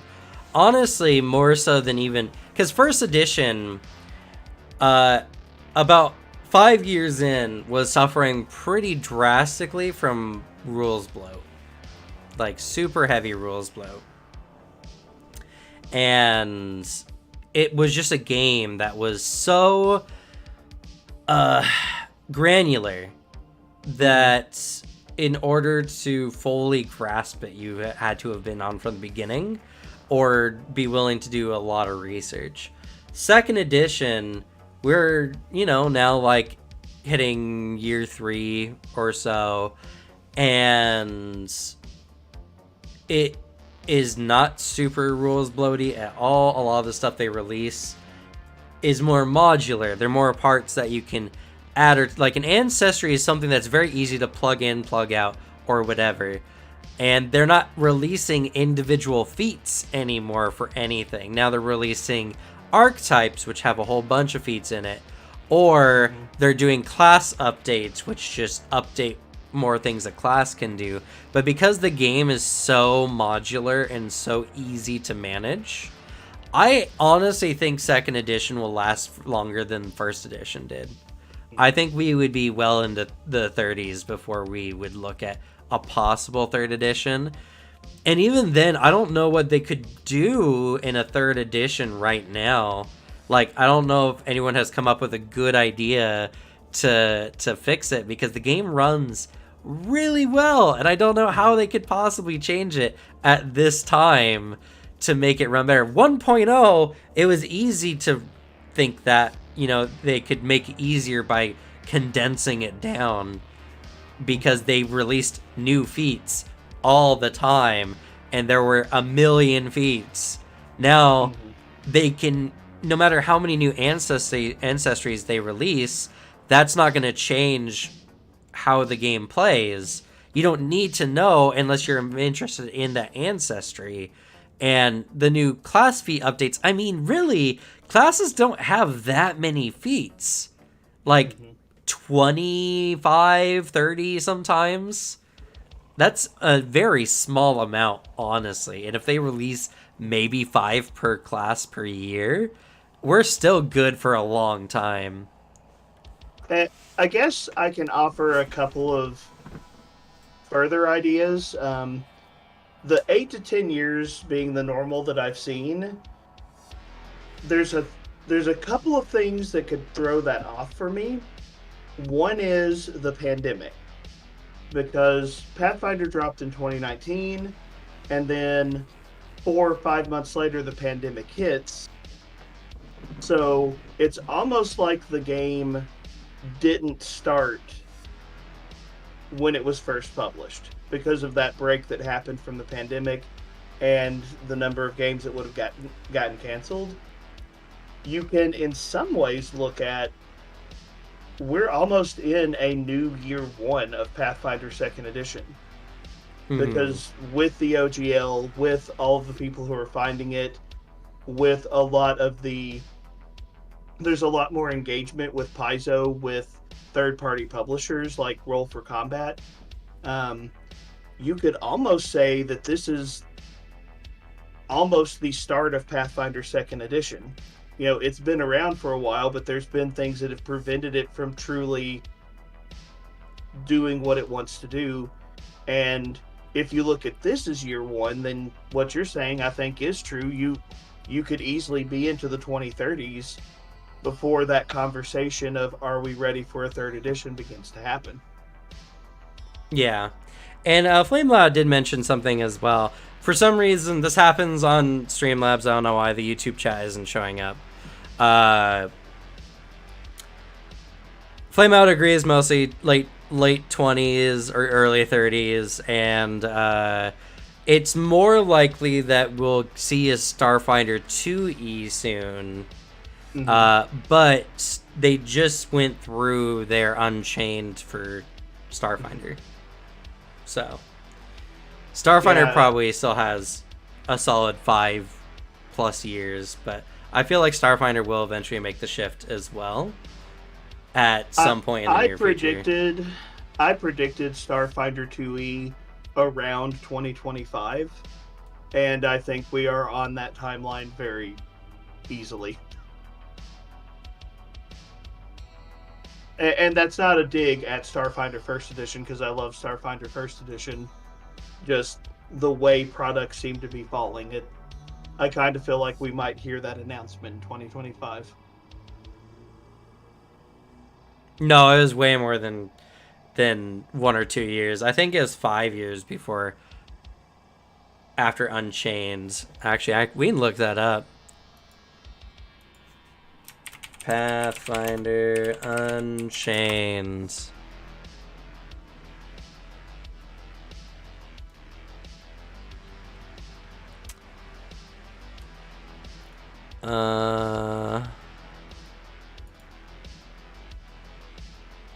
Released in 2015, so it's about 4 years-ish. 4 to 5 years-ish. Before Unchained came out. So, yeah, I mean, we're still pretty fresh, pretty new in the like life cycle of second edition. And FlameLoud, I'll reply for you because for some reason it's not coming over. Replying to Hector, yes, the Advanced Player's Guide needs a supplementary book for all the ancestries and classes, especially witches. Agreed. And tour guide, you play Starfinder. I believe that's supposed to be a question mark. Do you think a 2E rule set would go well in Starfinder? I will admit I'm of a split opinion on this. From a game master perspective, Starfinder struggles. I enjoy Starfinder, I have fun playing it, but it is very hard to run, especially since I've started playing Pathfinder 2E. Some of the stuff behind the scenes, some of the resources for game masters, it's a good game, it's very creative, but it can be very frustrating. And so I want to see a Starfinder Second Edition because I want the Game Master experience of Pathfinder 2E in my Starfinder games. You know, just to have the ease of approach, the ease of setup, my brain's going in 100 different directions. it makes the life of the GM so easy in Pathfinder 2e. I would love to have that for Starfinder, and I want a Starfinder second edition for that reason. However,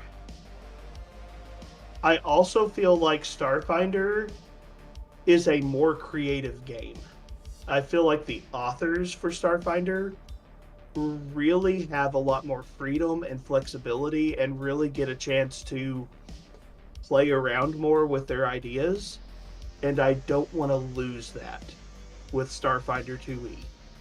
And so, like, I get pulled in two different directions because I want the mechanics and the numbers and the action system to get cleaned up, but I also want the creativity to still be there. Which is my way of saying I don't know. Yeah, it's a. I mean, you want it to get tuned up, but not lose the flavor that it currently has. Yeah, which is understandable. Dev Phoenix, and I know Dev Phoenix has been dying for this information because several times now it's like, do you know anything about the mech rolls? No one ever knows about the mech rolls. Do you know about the mech rolls in Starfinder? What are your impressions on them? I have not played with them. Sorry, Dead Phoenix again.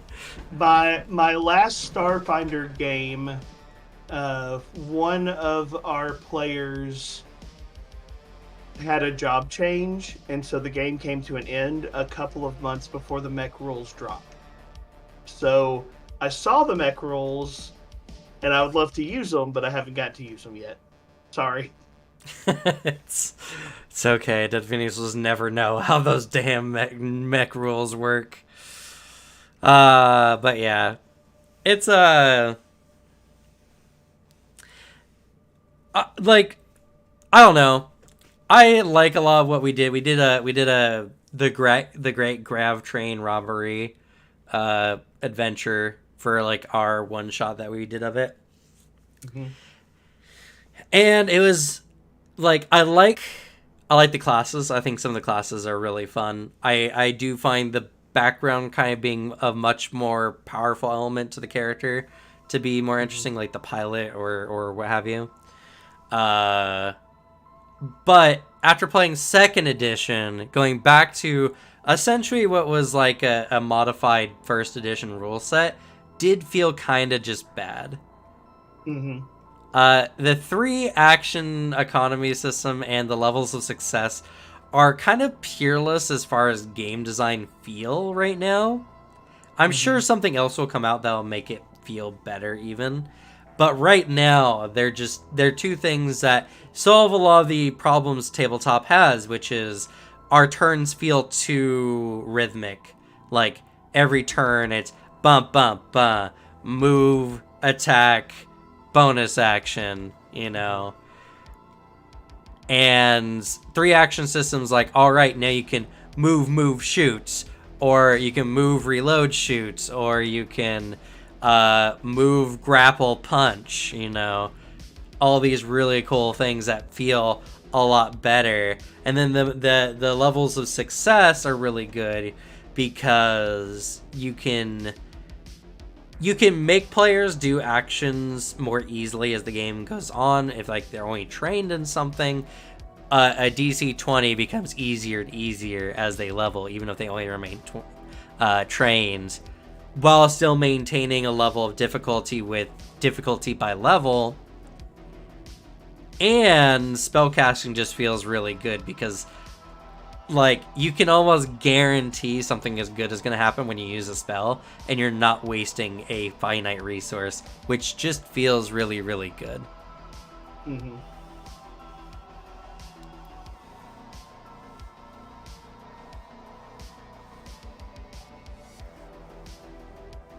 Yeah, Dev Phoenix seems to agree. 4 degrees of success would really help with spellcasting in Starfinder.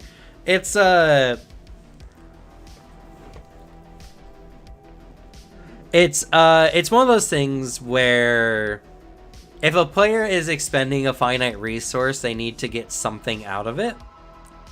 I feel like that's kind of mandatory. Mm-hmm.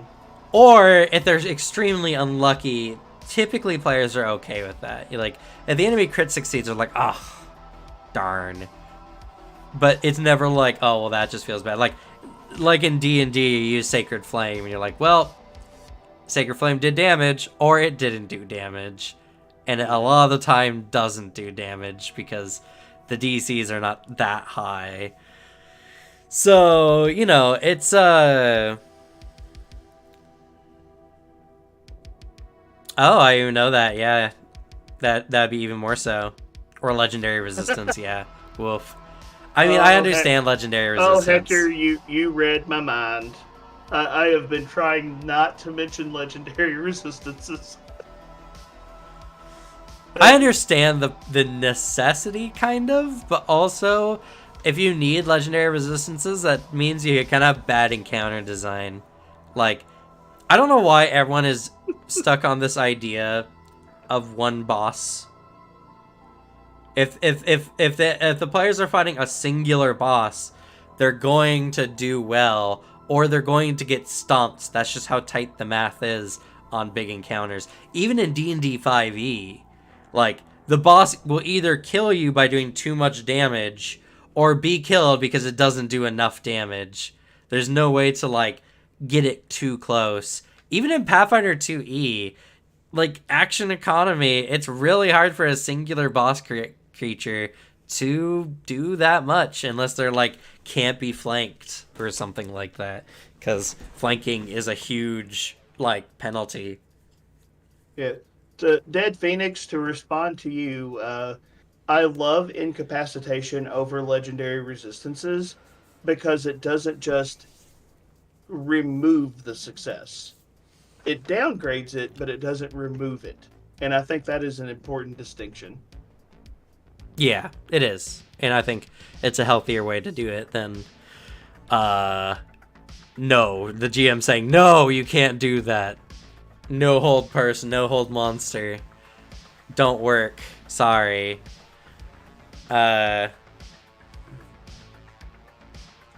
and I mean, to be fair, group size can definitely change how balance feels overall. So there's just a lot that goes into encounter design, and all I can say is, GMs, please throw a bunch of weak mook enemies for your players to deal with in any combat situation. Make it a combat more dynamic. Also, validate a character who has lots of AC or a character who does lots of area damage by providing fodder.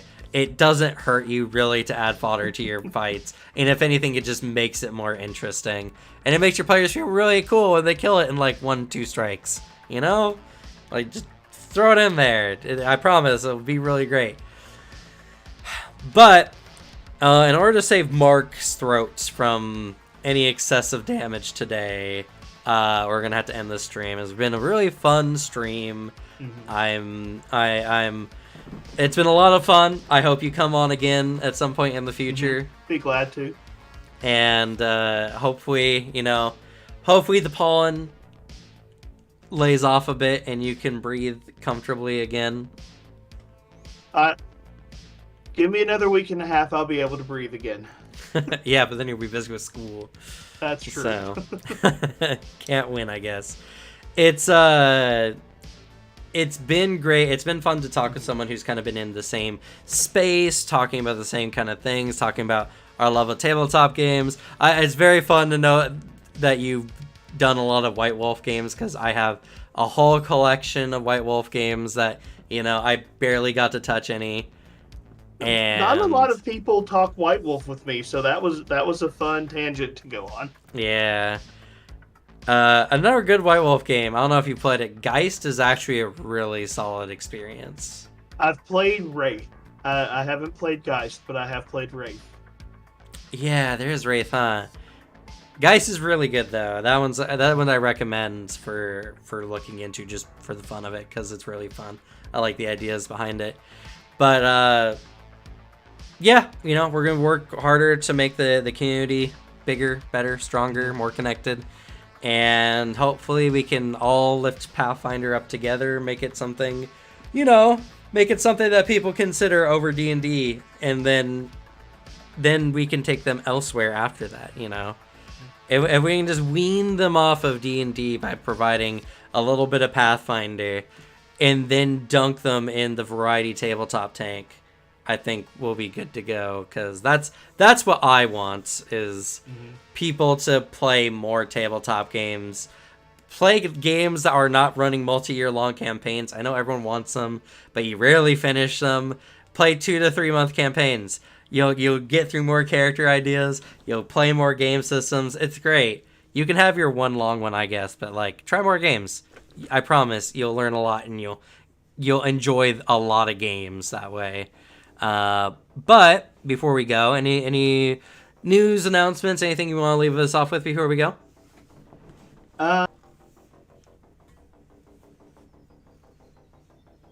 Things to look forward to on my channel this month. My viewers have selected my next class guide is going to be Classic Introductions Magus. If my voice agrees with me, I will be recording that tomorrow. It'll probably be a couple weeks before it actually goes up, but that is the next one in the works. And really, I'm just trying to survive till the end of school, but I'm hoping to have a lot of stuff this summer. So. There's going to be a lot of stuff this summer. Rage of Elements is going to be so good. I can't wait. And as for me, I did have the Ghost Archetype video ready for tomorrow. But now I might be doing a video on Bookem and Pathfinder's 2 new games through them. So we got new video games for Pathfinder 2E. I'll be doing a little bit of research and collecting some clips, giving my ideas, my theories on what might be coming out. And that'll be a lot of fun. And then maybe Ghost Archetype, which is a really terrible archetype, I gotta say. It's you want to see some silliness, watch that archetype either early next week or this Saturday or something, because it's a goofy one for sure. But that's gonna be it for us. Thank you all so much for watching. I guess we'll say goodbye. Have a wonderful day. Goodbye.